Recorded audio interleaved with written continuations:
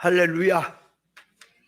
자, 또 말씀을 정리를 좀 해보면 소제를 드리는 방편에 있어서 첫째는 화덕에 구운 것으로 드리는 방편, 두 번째는 번철에서 드리는 방편, 세 번째는 솥에서 드리는 방편을 말씀을 드렸고, 자, 오늘은 네 번째로 첫 이삭을 하나님 앞에 드리는 방편, 어떻게 드릴 것이냐. 자, 그래서 여기 말씀에 12절에 처음 익은 것으로 그것을 여호와께 드릴지니 향기로운 냄새를 위하여는 단에 올리지 말지며 그랬는데, 여기 처음 익은 것이라는 것과 14절에 첫 이삭의 소재란 말은 성경을 깊이 뜻을 모르면 처음 익은 것이나 첫 이삭이나 첫 열매나 같이 이해를 하게 돼요. 그러나 이 말씀은 지난번에 말씀드렸지만은 처음 익은 것이란 말과 첫 이삭이란 말은 전혀 다르다 그 말이에요. 같은 말을 중복해 놓은 게 아닙니다. 자, 그래서 여기서 12절에 처음 익은 것이라 그럴 때는 처음이란 말과 익은 것이란 말의 두 단어의 합성어라 그랬지요. 그러니까 처음이란 말은, 여기서 말한 처음이란 말은 우두머리, 통치자, 그러니까 첫째 되는 것, 큰 자라, 큰 사람, 먼저 된 자, 앞선 자란 말이에요. 처음이란 말이. 그러면 이 익었다 그런 거예요. 익은 것이라 하는 것은 하나님 앞에 드려졌다는 뜻이다 그 말이에요. 하나님이 받으셨다 하는 뜻이다. 그것이 익었다는 말이에요. 그러니까 자, 처음 익은 것으로 할 때는 우두머리로서, 제일 큰 자로서, 으뜸으로서 성장된 자로 그 말이에요. 하나님 앞에 드려진 신앙을 말한다. 자, 그러니까 그렇게 하나님 앞에 드려졌으니까 12절에 향기로운 냄새를 위하여는 단에 드리지 말지니라. 그러니까 소재의 애물로는 그 말, 드릴 필요가 없다 그 말이. 왜 그런 거죠?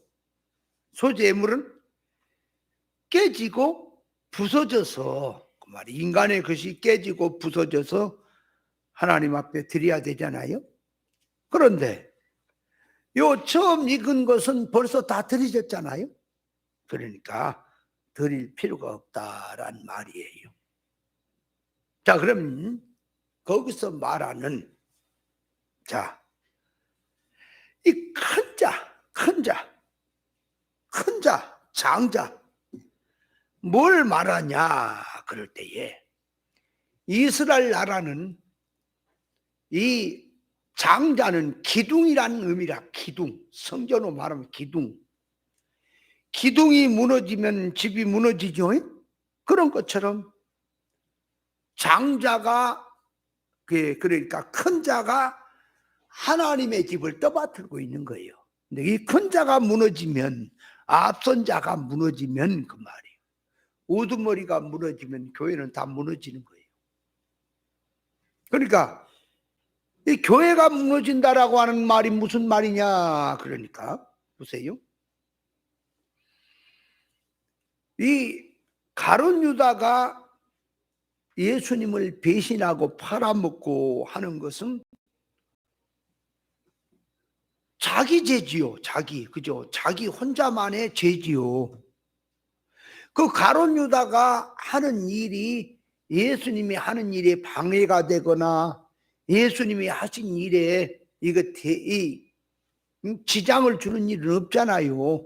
가룟 유다가 어떻게 보면은 예수님이 하신 일을 도운 거지요. 그래서 말귀를 성경에 못 알아먹은 자들이 가룟 유다 찬양론까지 나오잖아, 잘못하면. 왜? 가룟 유다가 주님의 일을 도왔다 이거지. 십자가에 죽어야 될 걸 가룟 유다가 1등 공신했다 이거지. 잘 모르고 하는 말입니다. 그런데 가룟 유다가 예수님을 팔아먹는 죄보다 베드로가 예수님을 부인한 죄가 더 크다 그 말이에요. 그러니까 베드로가 예수님 앞에 그리하지 마십시오 하고 나오는 게 주님이 베드로의 신앙 고백에다가 교회를 세우겠다, 음부의 권세가 침범 못하는 교회를 세우겠다라고 했을 때에 그렇게 교회를 세우려니까 어떻게 해야 돼요? 당신이 유대 장로 지도자들에게 잡혀서 십자가에 죽어서 3일 만에 부활을 해야만이, 그래야 교회가 세워진다. 그 터전 위에다가 그걸 얘기했더니 베드로가 예수님의 말귀를 못 알아먹고 육으로 세상성으로 예수님을 이해한다고 하면서 그리하지 마십시오 그랬잖아요. 그러니까 베드로가 그리하지 마십시오 하는 그 죄가 어떻게 보면 가룟 유다가 예수님 팔아먹은 것도 죄요. 베드로가 예수님 앞에 그리하지 마십시오, 영의 일을 육의 생각 가지고 그 일을 하겠다고 하는 그 자체가 죄인데요. 그 죄를 두 가지를 따지면 어떤 죄가 더 크냐, 그러니까 사실은 주님 앞에 베드로의 죄가 그리하지 마십시오 하는 죄가 더 큰 거예요. 왜 그러죠? 가룟 유다의 죄는 자기 문제라니까요. 그런데 베드로가 하는 것은 교회를 다 말아먹는 얘기예요. 교회를 다 끝내버린 얘기라고 그 말이. 왜 뭔 얘기냐면은 예수님이 인간의 몸을 입고 하나님이 세상에 오신 것은 우리를 구원하러 오셨잖아요. 그죠? 십자가에 죽었어. 구원하러 오셨지요. 근데 베드로가 십자가 지지 마라, 고난 받지 마라, 부활하지 마라 하는 그 얘기를 그 고통이 되고 고난이 되니까 예수님 앞에 그리하지 마십시오 하는 것은 육의 생각을 갖고 주님을 이해해서 돕는다고 하는 말이걸랑. 그런데 영적으로 들어가 보면 그 말대로 만약에 예수님이 따랐다면은 창조 목적도 없어지는 것이고 주님이 오신 자체도 필요 없는 것이고 십자가에 죽으신 부활도 필요 없는 것이며 교회도 필요가 없어져 버려. 다 그 말 속에. 이건 엄청난 얘기란 말이에요. 엄청난 얘기요. 뒤집어져 버린 얘기요. 그렇다면 그 말을 들고 오늘날 교회로 그대로 온다면 교회의 신앙은 주님이 십자가에 죽어서 주회와 화물로 죽었던 우리를 살려서 기본권을 주신 것은 이제 그리스도의 성장의 분량으로 자라가라고 이제 교회를 세워서 종을 세워서 말씀을 주고 교훈을 주고 성령으로 역사를 하는 중이잖아요. 그런데 이 천국 복음을 그 말이에요, 영 잘되게 하는 이 말씀을 육 잘되는 쪽에다가 육적 기준에다가 천국 복음을 땅의 복음에다가 생명과 지식으로 가야 될 교회가 선악과 지식으로 둔갑을 시켜버려 가지고 이게 땅에다가 처박아 버린 이거는 말이에요, 베드로가 예수님의 앞에 죄를 진 사탄아 물러가라 하듯이 사탄에 치신 거예요. 아가페를 인조사랑으로 바꿔치기 하고 천국 복음을 땅의 복음으로 바꿔치기 하고 새 사람으로 가야 될 교회가 옛 사람으로 바꿔치기 해서 그 말이에요. 신본주의로 가야 될 교회가 인본주의로 바꿔치기 해가지고 세상운동하는 그 교회가 그 말이에요, 하나님 앞에 저주의 대상이라 그 말이에요. 부흥됐다는 것만 보지 마라 그 말입니다. 그래서 저는 하나님 앞에 기도할 때에 하나님이 이 시대가 교회가 소망이 없는데, 그래서 하나님 앞에 저는 참 마음이 무거운 게 하나님이 세상을 끝내려고 하시는가, 마지막 통첩장으로 경고장으로 세상을 뒤집어 엎고 있는 거 아닌가? 하나님이여, 그래도 아직은 기회를 주시옵소서. 이 과수원의 포도원의 그 청지기에게 주인이 3년이나 기다렸는데 아무 열매가 없을 때에 다 뒤집어 엎어버려라. 그럼 포도나무 불질러 버려라. 그럴 때 청지기가 한 해만 참아 주십시오 하는 그 심정이 참 기도가 나와요. 하나님, 아직은 그래도 우리가 이루고 가야 될 구원이 있습니다. 한 번만 더 기회를 허락하셔서 이 시대를 불쌍히 여기시고 하는 그 기도가 정말 절로 나와요. 그런데 아무리 느낌적으로 기도를 해봐도 이 교회가 소망이 없다. 여러분, 교회가 소망이 없으면 세상은 뒤집어지는 거예요. 창세기에 보면은 이 해와 달과 별을 하늘에 만들어 놓고 그 해와 달과 별로 말미암아 사시와 일자와 연한과 징조를 이루라 그랬거든. 그러니까 하루의 기준은 태양에 의해서 몇 시다, 언제다 때가 정해지는 것이고요. 그렇죠? 한 달의 기준은, 한 달이라는 기준은 달에 의해서, 날이란 날이 기초가 된 가운데서 한 달이라는 기준을 놓고 달이 정해지고요. 계절과 때는 저 별들의 흐름에 따라서 모든 해달 별에 의해서 그 말이에요. 계절과 모든 세상에 변화무쌍한 역사를 일어나는 거예요.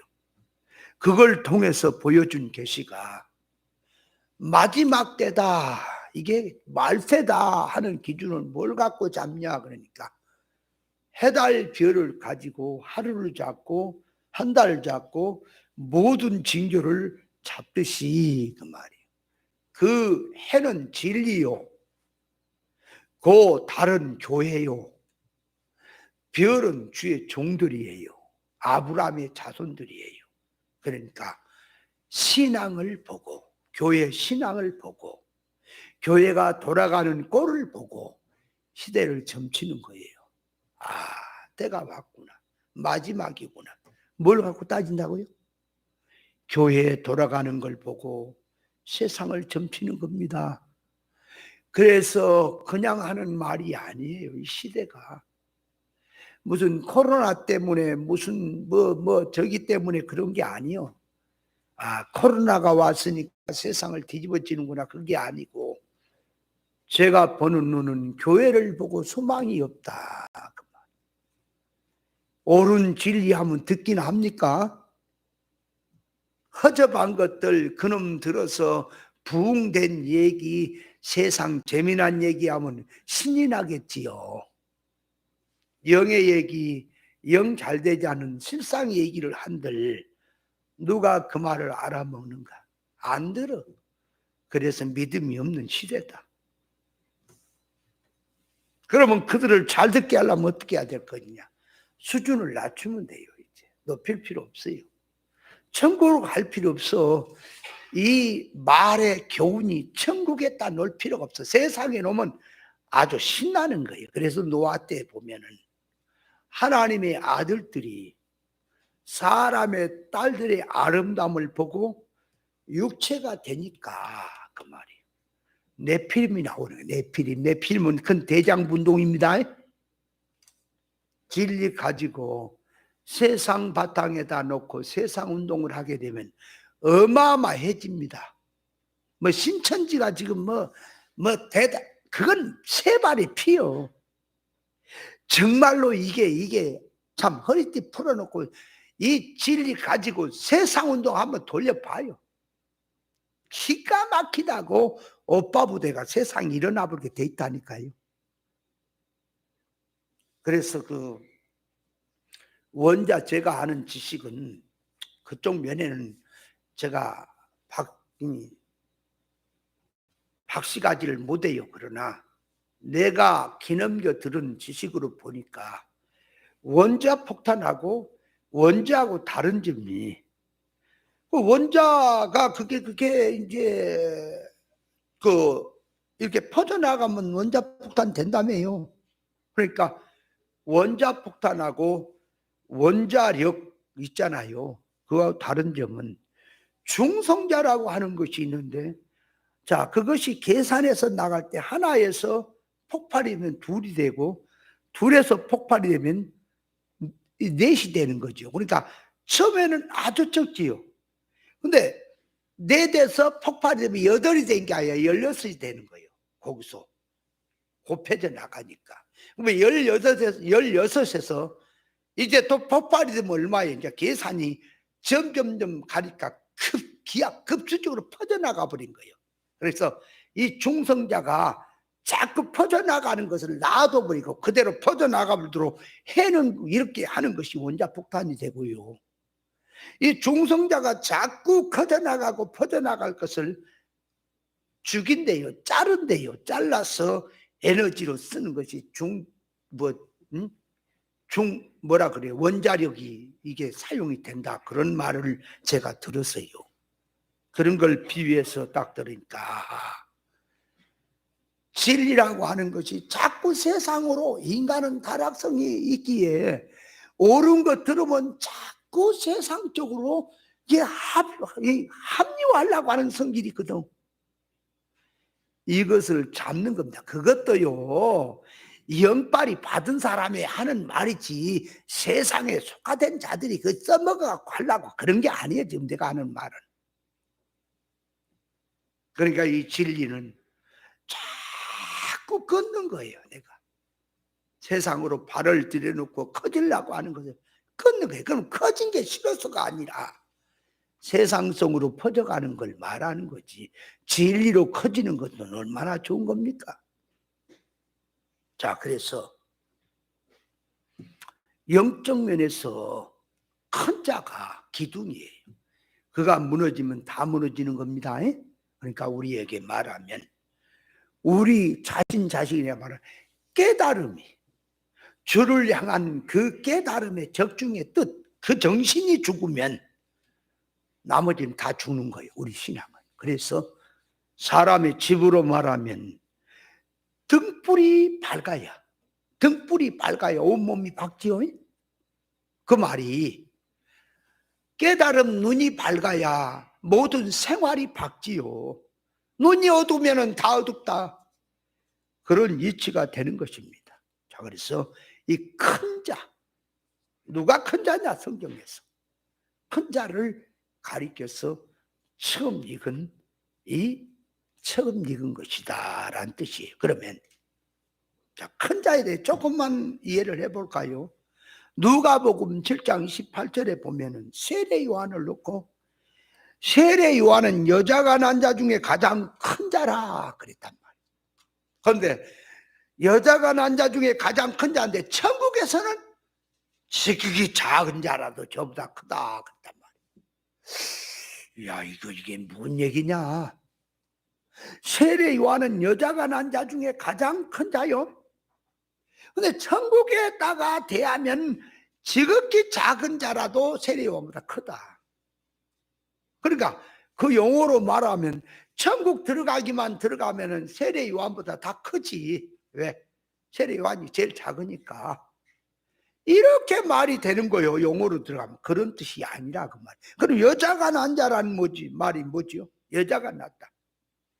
자, 여자가 난 자라는 말도 욥기서 14장 2절쯤에 보면 여인에게 난 자는 부정하다 그랬어요. 그러니까 그 여인에게 난 자는 부정 모혈로 난 자, 죄 가운데 난 자, 부정한 자, 그런 뜻이지요. 그러면 자, 여자가 난 자인데 이삭도 사라가 낳지요. 여자가 낳지요. 또 세례 요한도 엘리사벳 여자가 낳지요. 그죠? 그러면 이들은 여자가 낳는데 어떻게 낳느냐 그러니까 태문이 막혀 있었어. 날 수 없는 상황에 있었단 말이에요. 이걸 하나님께서 태문을 열어서 그 말이에요.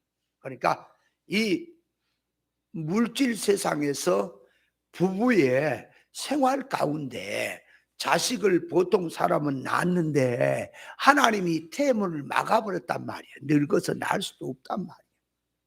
그걸 태문을 하나님이 열으시니까 낳게 되는 걸 이걸 믿음으로 낳았다라고 말한 거예요. 그러니까 이 여자가 낳았다라고 하는 말을 쓸 때에 세례 요한이나 이삭이나 이런 사람은 그 말이 여자가 낳았는데 믿음으로 낳았다 하는 뜻이 되는 거예요. 그 뜻이 욥기서 14장에서 말한 여자가 여인 중에 난 자 뜻과는 달라요. 자, 그렇다면 예수님은 여자가 낳는데 그 말이에요. 여자가 낳는데 마리아를 통해서 낳지요. 동정녀 처녀인 마리아, 그죠? 그러면 예수님이 여자에게 낳는 것은 마리아를 통해 낳는 건데, 동정녀를 통해 낳는 건데,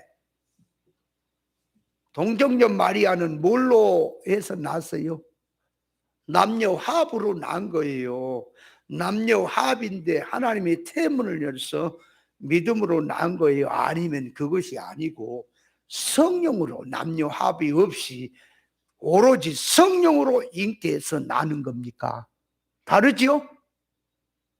여자에게 낳았다고 하는 것은 그 말이에요. 예수님은 그래서 갈라디아서 4장 4절에 보면은 때가 참에 하나님이 그 아들을 보내사 여자에게 나게 하시고 율법 아래 나게 하신 것은 율법 아래 있는 자들을 속량하시고 우리로 아들의 명분을 얻게 하려 하심이라 그랬는데, 거기서 예수님이 때가 참에 하나님이 그 아들 예수를 보내사 여자에게 나게 하시고, 그러니까 여자에게 나게 하시고 어떻게 낳았다고?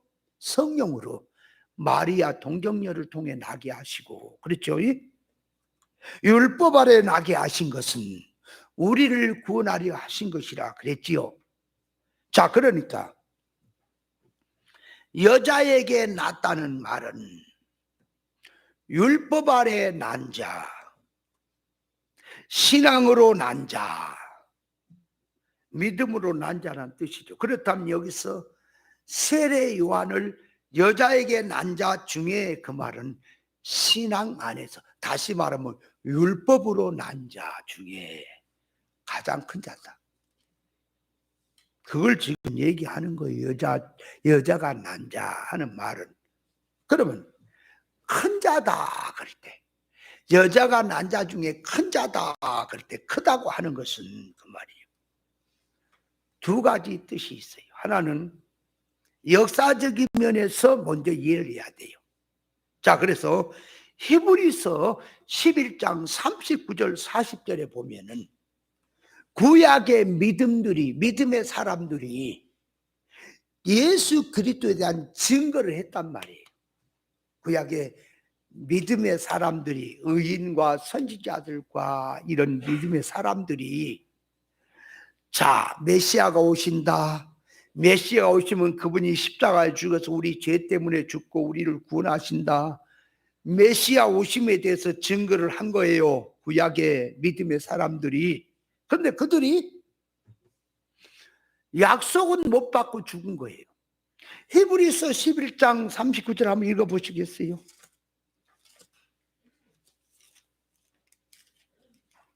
자, 히브리서 11장 39절 제가 있습니다. 이 사람들이 다 믿음으로 말미암아 증거는 받았으나 약속을 받지 못하였으니, 그러니까 증거는 뭘 받았다고요? 예수 오신다. 미래에 예수가 이렇게 오신다, 그리스도가. 그 증거는 받았단 말이에요. 그런데 오신 약속은 못 받지요. 오심은 직접 못 받잖아. 그걸 약속을 받지 못했다는 소리예요. 그러니까 증거는 받았으나 약속은 못 받았단 말은 오신다는 메시아의 증거는 했지만 오시는 장면은 못 봤다 그 말이에요. 그걸 약속을 받지 못했다 그 말이지요. 그래서 40절에 이는 하나님이 우리를 위하여 더 좋은 것을 예비하셨은지. 그러니까 이건 이제 지금 신약 사람을 두고 하는 거예요. 이는 하나님이 우리를 위하여, 그 말은 그 신약 사람을 두고 하는 말이지요. 더 좋은 것을 예비하셨은지. 그러니까 그러면 우리가 아니면 저희로 온전함을 이루지 못하게 하려 하심이라 그랬는데, 신약의 사람, 우리로 말미암아 구약 사람이 온전해진다 그 말이에요. 그 말은 뭔 얘기냐 그러니까, 구약에 증거했지요. 메시아가 오신다 증거했지요. 근데 약속을 못 받고 죽었지요. 시련을 못 거뒀죠 자기들은. 근데 신약에 우리가 이제 구약에 증거한 것을 예수가 오셔서 마리아를 통해서 역사하는 것, 성령 역사하는 거 우리가 이제 그걸 봤지요. 그러니까 우리가 이제 증거를 하는 거지요. 그 약속에 이제 증거했던 걸, 약속으로 이루어진 걸 증거하니까 우리로 말미암아 구약에서 증거한 것이 실을 거두었지요. 거둔 거지요. 그러니까 우리로 말미암아 온전해졌다는 뜻이에요. 그 역사가. 이걸 가지고요, 성경을 이해 못한 자들이 뭐라는 줄 알아요? 구약의 사람들은 다 아무것도 아니라 이거예요.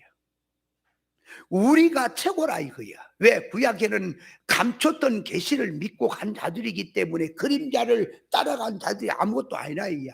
우리는 드러낸 계시, 예수를 직접 보고 믿었기 때문에 우리가 최고라는 거지. 구약 사람은 아무것도 아니라.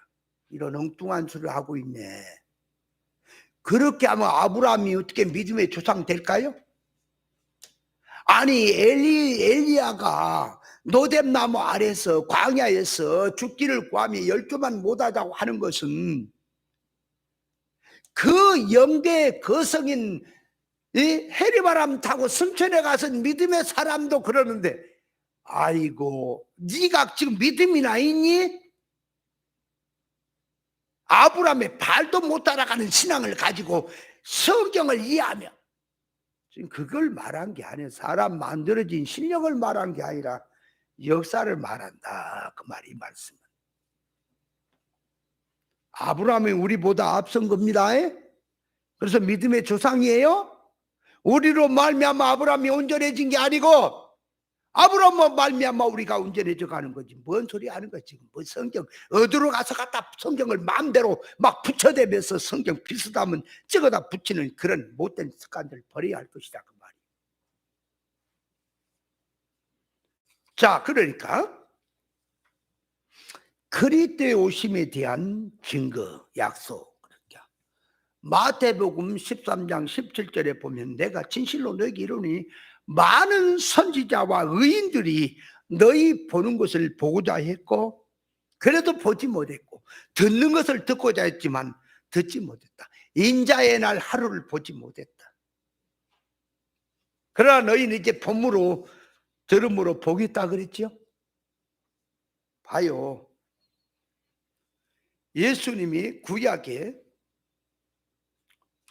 요나의 전도를 듣고도 회개한 니네 사람하고 이 시대를 놓고 주님이 말합니다. 이 시대를 니네 사람이 와서 정죄할 거다. 또 이 남방 여왕이 와서 이 시대를 정죄할 것이다. 왜 그런가 하면 남방 여왕은 솔로몬의 지혜를 드리려고 왔지요. 네? 그 솔로몬의 지혜는 예수님이 솔로몬에게 준 거예요. 그러니까 예수님의 지혜는, 예수님은 실상이고 솔로몬에 준 것들은 그 말이에요. 그게 사람을 통해 준 모형이지요.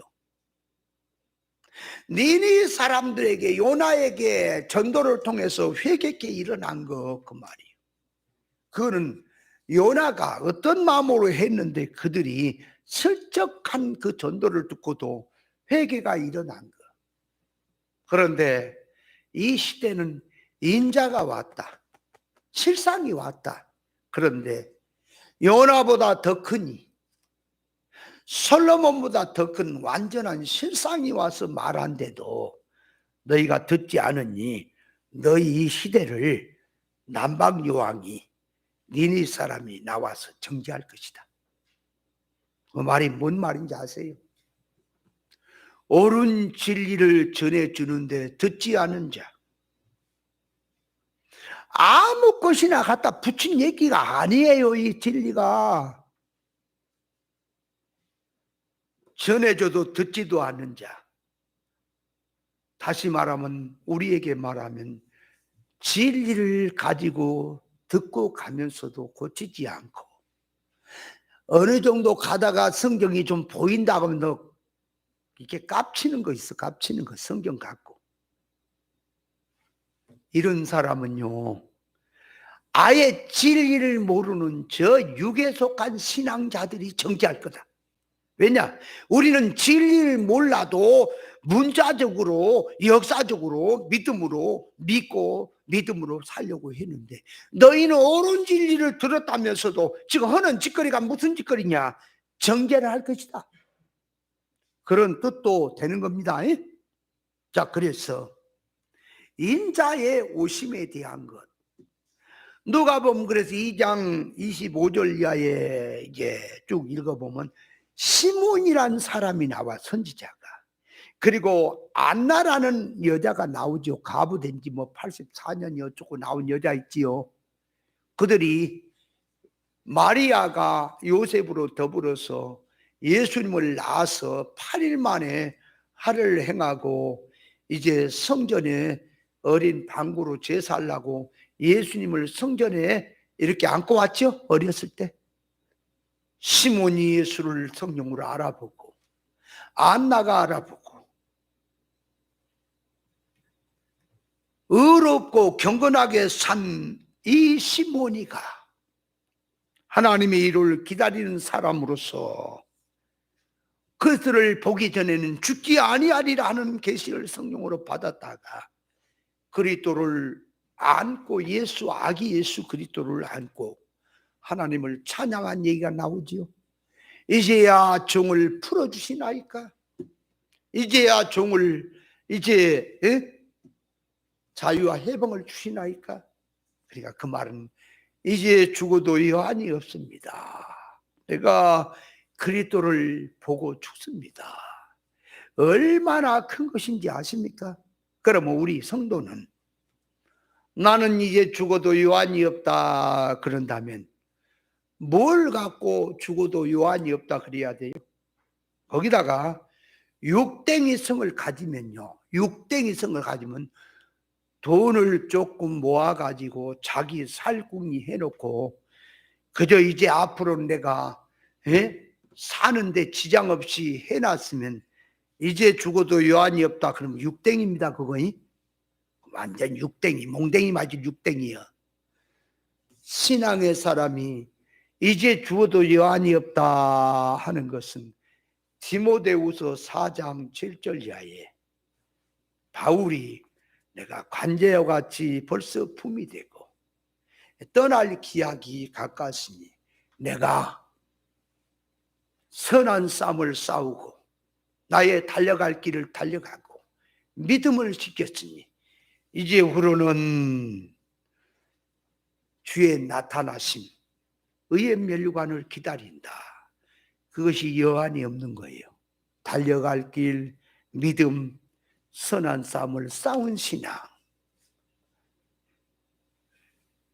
그걸 놓고 이제야 제가 세상에 구원 이루는 생활을 마칩니다. 이제는 내가 하나님 앞에 구원 이루었으니 돌아가도 내가 여한이 없습니다. 그러나 아직 이루어야 될 구원이 남아있으면 미련이 있지요. 세상 더 살고 싶어서 하는 얘기가 아니에요. 자, 그러니까 예수님의 오심에 대한 그 약속을 받는 것이 그렇게 큰 거란 말이에요. 자, 그렇다면 세례 요한이 크다는 것은 세례 요한은 구약 마지막 선지자면서 말라기 선지자가 마지막 선지자 아니에요. 세례 요한이 구약의 마지막 선지자면서 예수님을 직접 목격한 사람이에요. 그래서 그리스도를 직접 본 사람, 그리스도를 직접 증거한 사람 보고, 그래서 큰 자라는 뜻입니다. 여자가 난 자 중에 큰 자라는 말은 그런 뜻이에요. 두 번째는 크다는 말은 신체적으로 큰 자가 있고, 지기적으로 큰 자가, 도덕적으로 큰 자가 있고, 영적 실상면에서 큰 자가 있지요. 그럼 세례 요한이 크다는 말은 그 말이에요. 주님의 인정해 주는 큰 자인데, 그 말이에요. 하나님의 온전하신 같이 온전자가 되는 것. 믿는 일과 아는 일이 하나가 돼. 그래야 장성한 분량으로 자라는 것이 큰 자요. 하나님 나라에서 기둥된 자가 큰 자요. 이스라엘 자손들을 하나님께로 많은 사람을 빛 가운데 돌아오게 한 자가 큰 자입니다. 세례 요한이 여자가 난 자 중에 가장 큰 자라는 말은 신체적으로 크다는 말보다도 헤롯에게 순교를 당했기 때문에, 옳은 것 전하다가 순교를 당했기 때문에 크다는 말보다도 제사장이 될 수 있는 자리에서 제사장 그 세상 것을 버리고 광야로 나가서 외치는 자로서 요단강 근처에서 광야 신앙 사상으로 나오게 해서 하나님 제일주의, 주님 제일주의, 세상을 등지게 하고 세상을 떠나서 광야 생활로 나오도록 해서 세례를 주고 백성들이 예수님을 쉽게 영접할 수 있도록 길을 닦는다는 점에서 여자가 난 자 중에 큰 자란 뜻입니다. 여자가 난 자 중에 세례 요한보다 더 큰 이가 없다는 말 속에는 교회가 낳은 자 중에, 교회는 예수님께로 인도할 종을 생산하는 교회입니다. 그러니까 모든 성도를 주님께로 영접할 수 있도록, 주님의 이 것을 받아서 갈 수 있도록 인도하는 역할을 하는 것이 그 말이에요. 그게 교회지요. 세례 요한의 역할이지요. 그러니까 세례 요한과 같은 정신 사상을 가지고 주의 옳은 종, 옳은 성도들을 배출하는 그런 교회에, 그런 교회를 보신다면 주님이 그 교회가 큰 교회라고 인정을 하는 거다 그 말이에요. 하나님 나라에서 그런데 문제는 여자가 난 자가 가장 큰 자인데 하늘나라에서는 극히 작은 자라도 저보다 더 크다고 했는데, 그럼 뭔 말이냐? 그 용어로 말하면 세례 요한 제일로 작은 사람이 되는 거죠. 그러니까 뭔 말인지 잘 깨달아야 돼요. 자, 천국에서 작다는 말은, 세례 요한을 두고 작다는 말은 천국 가기만 하면 세례 요한이 제일 작다 그 말이 아니고 예수님하고 지금 비교를 하는 겁니다. 천국을 예수님으로 비교를 하는 거예요. 세례 요한하고 비교하는 겁니다. 세례 요한은 뭐 하는 사람이죠? 예수님의 길잡이지요. 예수님을 소개하는 일을 하지요. 예수님은 실체가 되신 분이지요. 그래서 예수님은 실체, 신랑, 세례 요한은 중매쟁이. 그렇죠? 자, 그래서 세례 요한이 증거하기를 나를 붙잡지 말고 내 뒤에 오신 이를 붙잡아라. 그러니까 세례 요한의 교훈을 받는다면 그 교훈 속에 들어가서 길이요 진리요 생명된 주님을 붙잡게 되죠. 천국에서 큰 자는 하나님 나라를 붙잡은 자가 큰 자고요, 큰 자 된 사람이 큰 사람이고요, 본질적으로 하나님의 본질을 붙잡으면 큰 자입니다. 그러니까 세례 요한은 중매쟁이니 세례 요한을 붙잡으면 작은 자, 천국에서는, 주님 앞에서는. 예수님을 붙잡으면 큰 자, 그 비교한 말이에요. 예수님은 신령계와 물질계와 모든 세계 가장 큰 분이시니 자기가 신령세계에서 가장 큰 자가 되려면 길이요 진리요 생명된 그분에게 붙들리고 그분을 붙잡으면 큰 자가 되는 거예요. 그런데 세례 요한을 붙잡으면 진리의 세계에서는 적은 거예요. 예를 들어서 보세요. 유대인들이 율법에 모세 오경 율법에 말한 그 말씀을 붙잡고 가잖아요. 주님이 말합니다. 바리새인 서기관의 의보다 낫지 못하면 천국에 갈 수 없다 그랬죠? 또 왜 율법의 의를 행하고 가는 그들에게 율법의 의, 바리새인 서기관의 의는 율법으로 한 의예요. 그걸로는 천국에 갈 수 없다 그럴까? 이유가 자, 성경에 모세 오경의 율법 속에는 껍데기 문자 역사가 있고 그 안에는 은밀계시로 의사적 뜻이 있지요. 근데 유대인들이 율법을 들었다 그러면 의사적 뜻을 중심에 놓고 눈에 보인 것을 쓰고 가야 되겠는데 의사적 뜻은 빼버리고 눈에 보인 걸 붙들고 가니까 니들에게는 그게 성질이 육이지요. 성경 구절은 들었어도 육이지요. 그래 하늘나라 갈 수 없다. 그러면 보다 나은 의를 가지고 간다는 말은 뭐죠? 그 안에 들어있는 의가 예수 그리스도 의지요. 그 은밀 계시의 뜻이 그게 실상의 뜻이지요. 그를 이루어야만이 간다는 뜻이지요. 그러니까 세례 요한을 붙잡는다는 말은 세례 요한 자체를 보지 마세요. 그 세례 요한의 신앙 실력을 갖고 천국에 장약하자 하지 마세요. 예수님의 역사와 세례 요한의 역사를 비교를 해서 이 세례 요한은 중매쟁이란 말이에요. 율법 몽학 선생이란 말이에요. 세례 요한이 증거하는 이는 예수님이란 말이에요. 그러니까 예수님을 붙들어야 큰 자요. 세례 요한을 붙잡으면 작은 자다. 그 말을 하려고 세례 요한은 작은 자다. 그게 작은 자다. 그렇게 성경이 말한 거예요. 이해돼요? 내 이걸 갖다가 잘못하면 용어로 말하면 세례 요한이 제일 작은 자라고. 말도 안 되는 소리를 하고 있어 지금. 네가 세례 요한의 발등공자 따라가냐 지금? 말을 갖다 아무개나 갖다 써먹으면 되는 거예요 성경이. 얼마나 위대한 사람이고 하나님이 보낸 종이고 선지자인데 예수님이 증거하기를 선지자고 나은 자라 그랬는데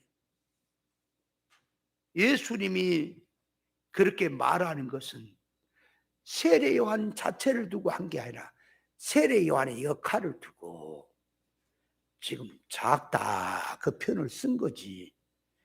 세례 요한 자체를 놓고 말하면 안 됩니다. 그러니까 세례 요한을 통해서 그 말이 세례 요한을 만났으면 그 말이 만났으면 세례 요한이 말한 메시아 예수를 붙잡아라. 그래야 큰 자다. 그런 의미가 큰 자입니다. 자, 그래서 크다는 의미. 아이고, 크다는 얘기 하다 시간이 또 저렇게 다 가버려. 자, 이제 본론으로 들어와. 본론으로. 이제 14절 본론으로. 자, 여기 14절에 너는 첫 이삭의 소재를 그리니 첫 이삭. 첫 이삭은 첫 열매를 말합니다. 첫 이삭이란 말은 농사를 짓거나 과일 농사를 지을 때 맨 처음 익은 실과 열매가 첫 열매요? 첫 이삭이죠. 그죠? 과일로 말하면 먼저 맺힌 열매가 첫 열매요. 벼로 말하면 이런 곡식으로 말하면 먼저 올라온 그 이삭이 첫 이삭이죠. 그죠? 그러면 첫 열매, 첫 이삭이란 말은 물질의 열매, 눈에 보이는 것을 들고 그 말이에요. 성경은 실상의 뜻을 말하니까 영적 실상의 열매, 영적 실상의 열매는 성령의 열매라. 사람 인격 속에 맺혀지는 성령의 열매라. 성령의 열매가 그게 성도가 맺어야 될 열매입니다. 성령의 열매는 어떻게 맺히냐 그래요. 사람 인격 속에 참 사람 되는 열매로 맺히는 것인데, 성령의 감화 감동 인도가 없이는 맺힐 수가 없어요. 성령 충만으로 살아야 성령의 열매가 성도 자기 속에 인격적으로 맺히는 겁니다. 그 인격적으로 맺히는 것을 사랑, 희락, 화평 등등으로 표현한 거예요.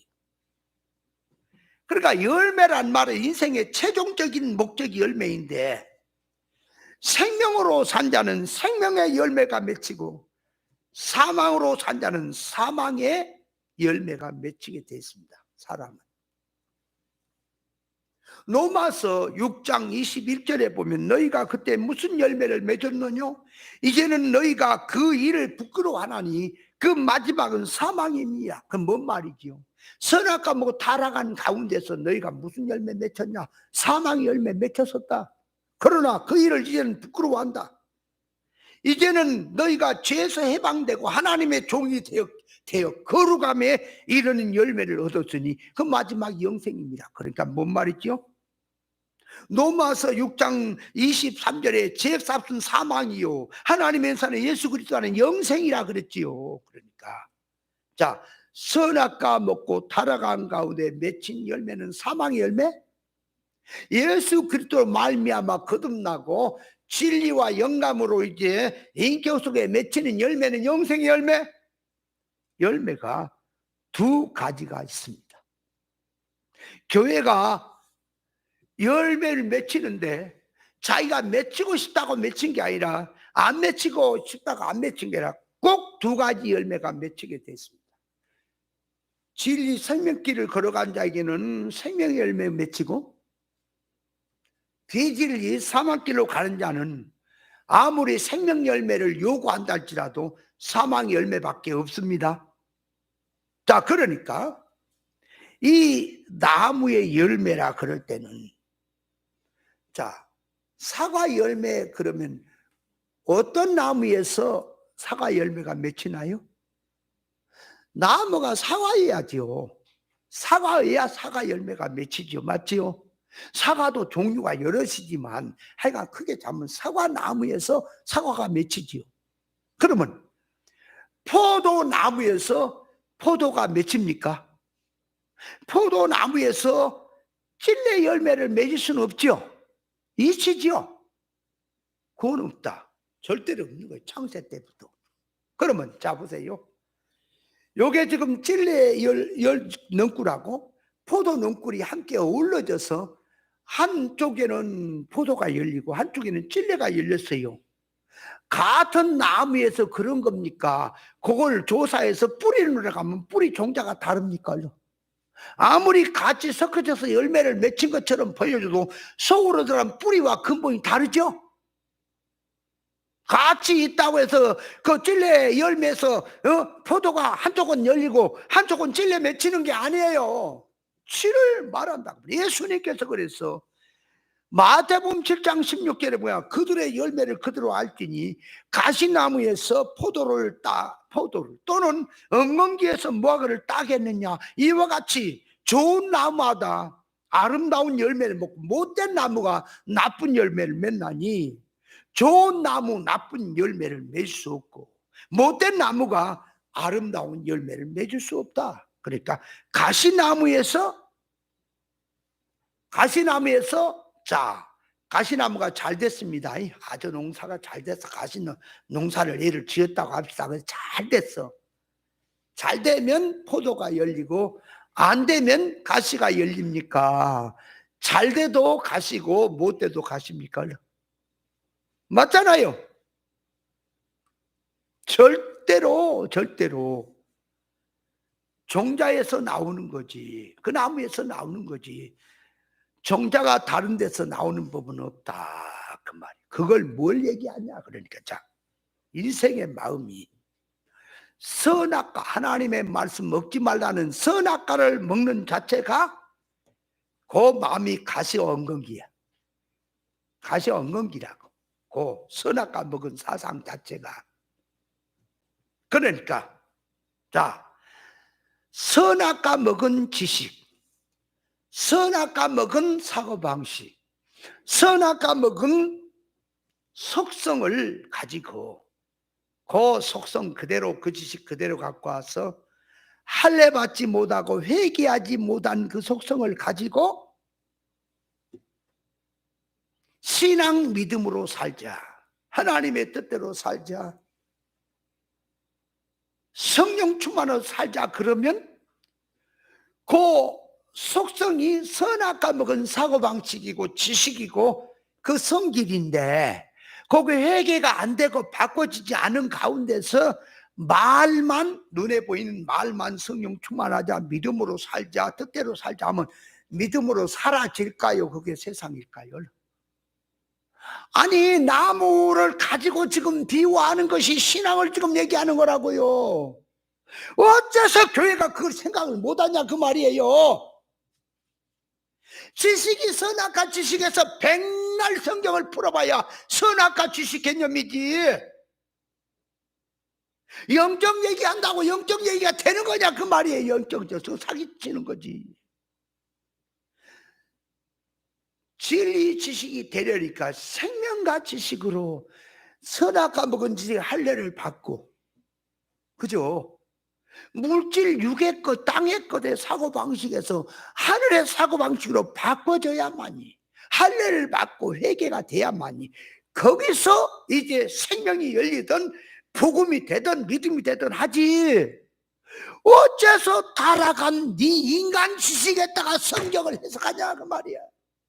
어째서 네 인간 사고방식을 가지고 하나님의 뜻을 운운하느냐 교회가. 있을 수 없는 거다. 열매가 없다. 지금 그 얘기를 하는 거예요. 하늘의 것으로 바꿔줘야만이 하늘의 것으로 맺히지. 아, 땅에서 온 육의 성질에다가 어떻게 말만 영영해서 하늘로 맺혀지겠냐? 지금 그 얘기를 하는 거지요. 그러니까 자, 열매는 두 가지입니다. 두 가지. 사망의 열매냐 생명의 열매냐. 안 믿는 사람은 끼지 마세요. 믿는 사람을 두고 하는 얘기입니다. 자, 그렇다면 열매는 두 가지가 있는데 요 첫 열매, 첫 이삭이라는 말을 쓸 때는 사망의 열매는 빼는 거예요. 생명의 열매를 가지고 하는 말이에요. 자, 그렇다면 고린도전서 15장 20절에 보면 예수님께서는 부활의 첫 열매가 되셨다 그랬거든. 죽은 자 가운데서 먼저 나신 자, 그래서 잠자는 자들의 첫 열매가 되셨다고 하셨거든. 그러니까 예수 그리스도 부활의 첫 열매가 되셨으니 예수님이 부활의 첫 열매지요. 그죠?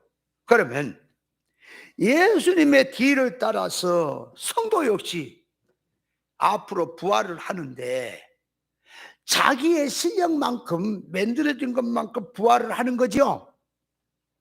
그래서 부활의 첫 열매라 할 때 예수님을 놓고 예수님을 따르는 성도를 놓고 부활의 첫 열매 신앙이 어떤 거냐? 첫째 부활에 참여하는 자가 복이 있다 그랬지요. 그 첫째 부활에 참여하는 신앙이 부활의 첫 열매입니다. 첫 열매란 의미를 알아야 돼요. 부활로 말하면 그 말이에요. 부활의 첫 열매는 첫째 부활에 참여하는 자, 더 좋은 부활을 향해서 믿음으로 사는 자들, 그게 첫 열매다. 영의 열매, 성령의 열매는 죄와 허물로 죽었던 자리에서 예수 그리스도를 통해 살아나고 일꾼의 삶으로 열매가 돼야 그것이 먼저 된 첫 열매가 된다 그 말이에요. 부활의 첫 열매, 처음 이삭의 생활이란 선악과 먹고 타락한 기준으로 살던 면에서 죽었고 하늘의 것으로 이제 새 사람의 것으로 바꾸어 사는 것이 이것이 부활신앙이죠. 부활신앙이란 뜻을 알아야 합니다. 율법신앙에서 진리신앙으로 그 세계는 죽고 다시 진리신앙으로 바꿔져 돌아온 것이 부활신앙이지요. 부활신앙은요, 항상 구원 이루는 생활을 사는 거예요. 새 사람으로. 말은 부활신앙 하는 성질이 육으로 붙어가지고 세상으로 붙어갖고 있으면 그 부활신앙 아니에요? 죽은 신앙이지? 진리 기문이 열려서 듣는다고 해도 사고방식이 지식의 개념이나 사고방식이 바꾸지 못한 속에서 진리를 듣는다고 하는 것도 문제고요. 또 듣고 나름대로 기문이 열려서 들었다 할지라도 속성적으로 들어가서 자기 하고픈 대로 하는, 진리가 인도한 대로 따라가는 게 아니라 자기 하고픈 대로 진리는 들어놓고 그게 문제지요. 여러분, 예를 들어서 지금 유튜브가 나가고 있습니다. 유튜브를요, 제가 한 5월 달쯤이나 이제 이 코로나 평정이 되고 이제 세미나 시작하고 이제 하게 되면 이제 유튜브 끊을 겁니다. 안 줍니다. 세상에. 이제 제가 유튜브에 말씀을 내놓는 것은 들을 자들 들으라고 기회를 준 거예요. 뭐 숫자 많이 그런 거 없어. 자꾸 유튜브에다가 하면 이렇게 세워놓고 이러도 방정 맞은 거예요. 그런 거 하지 말아요. 제 유튜브에는. 너희가 뭘 알아가지고 뭘 좋으니 나쁘니 기준이나 돼야? 은혜 받으면 은혜 받은 거지 손가락을 왜 올려놓고 그 세상 하지 말란 말이야. 유튜브를 통해서 나갈 때요, 보세요. 이제 말씀을 듣습니다. 듣는 사람들이. 기문이 열려서 듣기는 들어. 그러면 유튜브 말씀을 들으면서 그들이 일반 교회 안 갈 거 아니에요. 그죠? 어떻게 진리를 들으면서 일반 교회 설교 듣겠어요? 못 들어. 안 되는 거예요. 유튜브 말씀은 들어놓고 하는 건 자기 하고 싶은 대로 하고 있잖아요. 그래서 유튜브가 사람 숨기 딱 좋기, 애급에 망명 생활하기 좋게 만들어 놓은 거예요. 이게 죄를 진단 말이에요. 사람이. 여러분, 진리를 들으면 진리 생활이 돼야지요. 그러나 신앙생활 하는 사람이라면 교회 나와서 11조 생활도 하지, 감사 생활도 하지, 섬기는 생활도 하지, 전도도 하고 사람의 이 사귐 속에서 섬김 생활도 있어야지. 달랑 따서 그냥 그거 집에서 달랑 들어놓고 진리라고 말은 하는데 생활은 육이고 지 하고 싶은 대로 하고 하나님 앞에 헌금을 하냐 생활을 하냐? 그게 뭔 신앙이에요? 그게 사람 망하는 거지. 제가 그래서 유튜브에 올려놓은 사람 망하게 하는 거. 이거 나중에 잘못하면 심판거리 쌓는 거예요. 그래서 안 하는 거예요. 이제 열렸으면 교회로 오라고 말이에요. 와서 들어야지. 못 써요. 게을러지고 사람 안 돼요. 여러분, 우리가 신앙생활 하는 것은 그냥 왜 하는 거예요? 천국 준비 아닙니까? 천국 준비 안 한 것 같으면 뭐로 진리들은 뭐로 교회 생활 합니까? 지옥 갈까 봐서요. 내가 말하건대 지옥 안 보면 못 가게 할 테니까 걱정 말고 그냥 신앙생활 안 해도 돼. 신앙생활 하는 거 천국 준비하려고 하는 거 아닙니까? 적당하게 할 것 같으면 뭐로 진리는 들어요? 뭐로 뭔 짓거리예요? 어떤 집사는 얘기하니까 믿음이 없어서 그래. 제가 믿음이 없어요. 지금 그 얘기를 할 얘기냐? 빠져나가려고 인간방. 내 핸드폰에다 지워버렸습니다. 이제 그 사람 나 기억 안 합니다. 이제 그렇게 타이르고 그렇게 수도 없이 전화하고 10번 70번 70번씩 7번이라도 할 정도로 그렇게 해도 안 들어. 이제는 더 이상 나는 너를 모른다. 그래, 그렇게 살다 죽어라. 아니, 방법이 없어요. 죽으려는 사람 어떻게 할 거예요? 그래서 유튜브 끊어볼 겁니다. 교회 와야 돼요. 유튜브 들어서 저기 한 사람 교회 와서 생활 가운데 믿음 생활에서 천국 준비를 해야지. 듣고 가만히 집에 앉아가지고는 똑똑 말씀 따먹고 뭐라 그래요? 남이나 판단하지. 아, 저 세상에는 저 육에 속한 신앙들 하면 너는 진리를 듣고 뭐해? 아, 나는 내 하고픈 대로 하지요. 그게 뭐예요? 그럼 유튜브에 또 올려오는 건 내가 그제 지으라고 지금 부추기는 꼴밖에 더 돼요? 그래도 안 하는 거예요. 제가 내놓는 것은 들어라. 그래서 기회를 주는 거예요. 진리는 중심으로 돌아와야 됩니다. 안 해. 이제 안 할 거야. 하다가 또 하나님 앞에 측은히 여긴 마음이 생기면 또 한번 내놓을지 모르겠지만 지금은 걷어버리고 싶어요. 이제 더 이상 안 주면 그만. 그럼 모르겠지. 주기 싫으면 말해라. 그래, 알았어. 주기 싫으니까 안 줘. 그러면 누구만 손해요? 냅둬 그대로 살다 죽으세요. 전국이 뭐 되는가 한번 보세요. 그럼 하늘나라 돌아가서 얘기할 때 아이고 유튜브에도 안 올려가지고 제가 못 들어서 주여 이렇게 됐습니다. 그럴까요? 아, 그렇게 될까요? 다 줬고 다 하라고 기회를 줬는데도 네가 버렸잖아. 하나님 앞에 가면 유구무원이에요. 여러분, 신앙생활이란 진리는 천국을 놓고 지금 아주 중야사냐 하는 것이 들어서 하는 거 아니냐 그 말이요. 적당할 것 같아. 진리는 뭐로 들어요? 진리 듣고 내 마음대로 하게 뭐로 들어요? 뭐로 들어? 어떤 사람은 교회 생활하다가 별것도 아니고 가지고 자기 볼장으로 가면서 그도 진리는 안 떠나니까 이제는 나는 하나님 떠난 사람. 와, 이건 뭐 장난치냐 지금 말씀 갖고. 뭘 잃는 자도 교회로 와서 교회를 섬겨 생활하고, 아니 교회 생활에 물질 내 생활에 쓰고 모든 것이 들어가서 구원의 열매로 맺혀지는 거지. 말씀 따먹고 내 하고 싶은 대로 하면서 그게 신앙입니까? 그게? 그런 빌어먹을 신앙을 세상에 어디서 찾아요? 말도 안 되는 얘기. 내 앞에는 그런 거 통하지 않아요. 신앙의 첫 열매라고 하는 것은 영의 일, 생명의 일, 하나님의 일에 최우선으로 들어가는 거예요. 첫 열매는 그렇게 시작돼요. 길이요 진리요 생명된 예수를 따르는 것이 그 무엇보다 제일로 첫째로 들어가니 그 따르는 속에서 인격화로 들어온 열매가 신앙의 첫 열매입니다.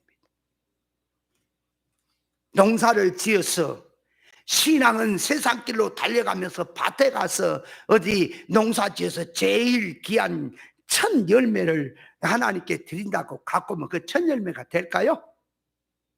첫 열매란 아브라함이 하나님 제일기로 살며 자녀를 키웠습니다. 하나님이 모리아 산에 이삭을 바치라고 할 때 새벽 일찍이 어떤 일보다 먼저 하나님 앞에 제물로 바치도록 하는 그 신앙이 첫 열매인 거예요. 먼저 맺힌 열매다 그 말이에요. 주를 위해서 목적을 두고 어떤 상황에서도 주를 위한 우선으로 들어가는 것이 있어야 됩니다. 그렇게 들어가야 첫 열매가 되는 거예요. 성경에서 생명의 첫 열매란 말은 생명으로 거듭난 자가, 질과 성령으로 성장한 자가 생명길로 살았으니, 첫 걸음이 생명길로 놓였으니 그 다음 걸음은 계속 따라갑니까? 첫 것이 하나님의 것이란 말은 첫 것만 하나님의 것이고 두 번째, 세 번째가 하나님 것이 아니란 말이 아니고, 먼저 첫 것부터 하나님께 드려져야 그 다음 둘째, 셋째도 다 들어간다 그 말이에요. 예를 들면 자녀를 키울 때, 아이를 키울 때 그 말이에요. 아이가 첫 걸음 딱 됐죠? 첫 걸음 떼면 계속 또 이어서 이제 막 걸음을 뗍니까? 그런 것처럼 하나님 앞에 큰 아들을 하나님 앞에 이제 드립니다. 이제 신앙으로 키웁니다. 그러면 큰 아들만 하나님의 것으로 키우는 거요. 작은 아들 그다음 몇 명이 있더라도 다 하나님의 것을 키워야 됩니까? 들어가는 거예요. 그 첫 것이 하나님의 것이란 말을 쓸 때는 먼저 머리부터 근본부터 첫 것부터 하나님 앞에 바로 놓으라. 그래야 나머지도 간다. 그런 뜻에서 첫 것이란 말이에요. 이해를 잘해야 합니다.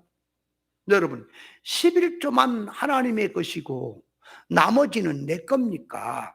11조가 물질이 하나님의 것으로 드려진 신앙이 돼야만이 나머지 물질도 하나님을 위해서 믿음으로 사는 됐습니까? 자꾸 뭐 11조가 내놓고 나머지는 내 것이라 내 마음대로가 아니라 나머지도 구원을 위해서 삶에서 쓰는 거예요. 구원 생활에. 주일도 주일날만 주의 날이고 딴 날은 뭐 딴 날입니까? 아니요. 주의 날이 씨앗과 같기 때문에 주의 날 바로 해야만이 나머지 날도 같이 생명의 날로 주의 날로 드려지는 삶이 되는 거지요. 그래서 누구든지 일어나서 여리고를 무너뜨려 놓고 여리고를 세우는 자는 세울 때 기초석을 놓으면 장자가 죽을 것이고 마지막 문 빗장을 달 때 차자가 죽을 것이다. 장자와 차자는 전부를 말하는 거예요. 큰 자와 작은 자. 먼저 신앙이 죽는 것은 신앙 정신이 죽어요. 말씀 교훈에서 정신이 죽어요. 정신이 죽으면 나머지는 다 죽는 거예요. 그래서 신앙이란 정신 살아야 한다. 옳은 교훈이 살아야 한다. 그래서 신앙은 먼저 할 일이 있고 나중 할 일이 있지요.